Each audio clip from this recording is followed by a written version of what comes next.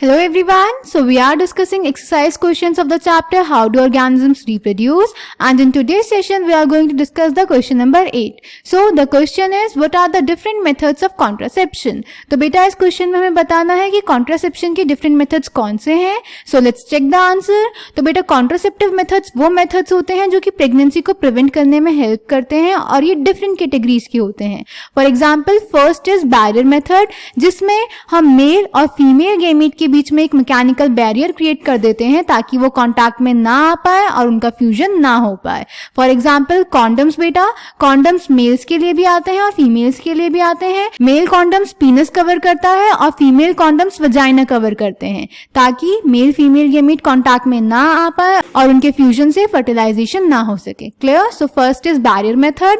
One category is the creation of a mechanical barrier so that sperm does not reach the egg. Condoms on the penis or similar coverings worn in the vagina can serve this purpose. Then second is hormonal method. Hormonal method में बेटा females कुछ hormones especially progesterone और estrogens को consume करती हैं in the form of oral pills, जो कि body का हार्मोनल बैलेंस चेंज कर देते हैं, जिसकी वजह से फीमेल बॉडी में एग रिलीज ही नहीं हो पाता. तो अगर एग रिलीज नहीं होगा तो फर्टिलाइजेशन भी नहीं होगा. पर बेटा क्योंकि इस मेथड में हम बॉडी का हार्मोनल बैलेंस चेंज कर रहे हैं तो इसके बहुत सारे साइड इफेक्ट्स भी हैं. Clear? So second is hormonal method.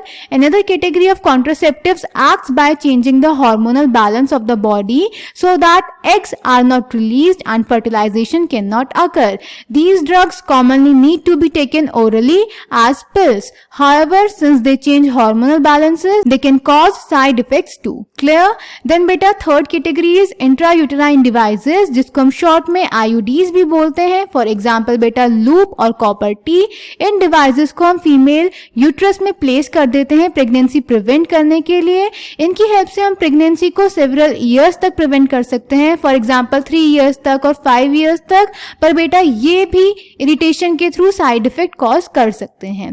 So third category is intrauterine devices. Other contraceptive devices such as the loop or the copper T are placed in the uterus to prevent pregnancy. They avoid pregnancy for several years, for example 3 or 5 years. Again, they can cause side effects due to irritation of the uterus. Then fourth method is बेटा surgical method, जिसमें हम mails में vas deferens को cut करके tie कर देते हैं, जिसको हम वेसिक्टोमी बोलते हैं, जिससे जो मेल स्पर्म है वो आगे मूव नहीं कर पाता. सिमिलरली फीमेल बॉडी में भी हम फेलोपियन ट्यूब को काट के टाई कर देते हैं, जिसको हम ट्यूबेक्टोमी बोलते हैं.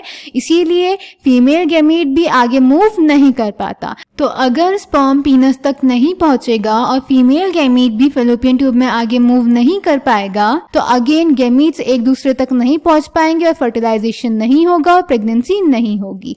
ये जो सर्जिकल मेथड्स होते हैं बेटा ये परमानेंट मेथड होते हैं और इनको हम अंडू नहीं कर सकते. Clear? So fourth category is surgical method. If the वास difference in the male is blocked, that is vasectomy, sperm transfer will be prevented.